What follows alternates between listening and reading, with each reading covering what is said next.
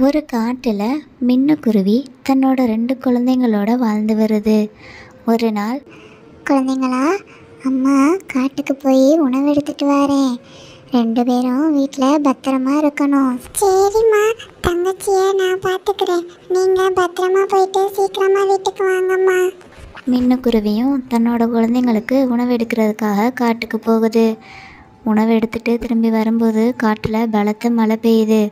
தன் குழந்தைங்களுக்கு என்னாச்சோன்னு பயந்துக்கிட்டே வேகமாக வீட்டுக்கு வருது மின்னுக்குருவி. அதே சமயம் மின்னுவோட வீட்டில், அக்கா, எனக்கு ரொம்ப பயமா இருக்குக்கா. இடியெல்லாம் இடிக்குது, எனக்கு பயமா இருக்குதுக்கா. பயப்படாத, அம்மா சீக்கிரம் வந்துடுவாங்க. அதெல்லாம் ஒன்றும் இல்லை, அக்கா இருக்கேன்ல, பயப்படாத. அப்படின்னு சொல்லிக்கிட்டு 2 குழந்தைங்களும் அழுதுகிட்டு இருக்குங்க. அந்த நேரம் பார்த்து மின்னுக்குருவி வீட்டுக்கு வந்துடுது.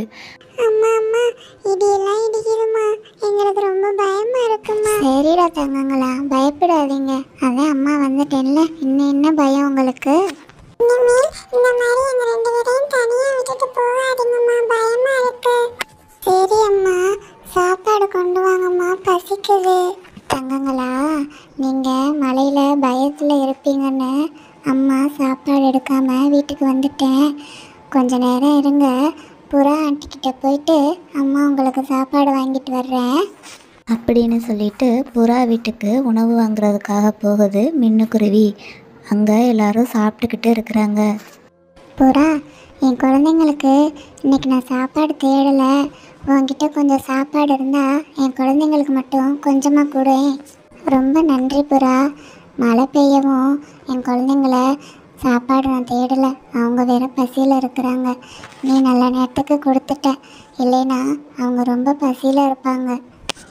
சரி சரி, அது இருக்கட்டும். இனிமே இந்த மாதிரி சாப்பிட்ற நேரத்தில் வந்து டிஸ்டர்ப் பண்ணாத, எங்களுக்கு தொந்தரவாக இருக்குல்ல. உனக்கு சாப்பாடு வேணும்னா அப்புறமா வந்து கேளு, நான் தர்றேன். சரி, இப்போ கிளம்பு. மின்னுக்குருவியும் சாப்பாடை வாங்கி கொண்டு வந்து தன் குழந்தைங்கள்ட்ட கொடுக்குது. குழந்தைங்களும் சந்தோஷமாக அதை சாப்பிட்றாங்க. ஏம்மா புறா ஆண்டிக்கிட்ட வாங்கிட்டு வரீங்க? அவங்களுக்கு தான் நம்மளை பிடிக்காதுல்ல. வேறு என்ன தங்கங்களா பண்ண சொல்கிறீங்க?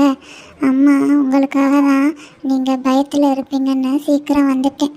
சரி, அதெல்லாம் விடுங்க, சாப்பிடுங்க. அப்போது திடீர்னு மின்னுக்குருவியோட வீடு ஒழுக ஆரம்பிக்குது. அட கடவுளே, இது என்ன இந்த நேரம் பார்த்து வீடு ஒழுகுது? நான் இப்போ என் குழந்தைங்களை கூட்டிகிட்டு எங்கன்னு போவேன்? அந்த மலைக்குள்ளே புறாவோட வீட்டுக்கு போகுது மின்னுக்குருவி. அட, என்ன இது, உன் கூட ஒரே தொல்லையாக போச்சு. காலையில் சாப்பாடு வாங்கிட்டு போகிற, இப்போ என்னடானா வீட்டில் வந்து தங்கணும்னு கேட்குற. உனக்கு வேறு வேலை இல்லையா? கிளம்பிங்கிருந்து. அப்படி சொல்லாத புறா, குழந்தைங்களோட வந்திருக்கேன். இன்னைக்கு மட்டும் இங்கே தங்கிக்கிறேன், நாளைக்கு நான் என் வீட்டை சரி பண்ணி அங்கே போயிடுறேன். எல்லாம் முடியாது, நாங்கள் தூங்க போகிறோம், நீ கிளம்புங்கிருந்து, வேறு யார்கிட்டயாவது போய் கேட்டுக்கோ அப்படின்னு சொல்லி புறா வீடு கொடுக்காம மின்னுக்குருவியை வெளியில் அனுப்பி விட்டுருது. ரொம்பவே வருத்தத்தோட கவிக்குயில் வீட்டுக்கு போகுது மின்னுக்குருவி. ஆனால் அங்கே கவிக்குயில் இப்படி சொல்லுது. அட, என்ன நீ இப்படி குழந்தைங்களை வச்சுக்கிட்டு இந்த மலைக்குள்ளே நின்றுக்கிட்டு இருக்கிற? முதல்ல வீட்டுக்குள்ளே வா, எல்லாத்தையும் அப்புறம் பேசிக்கலாம். வா முதல்ல.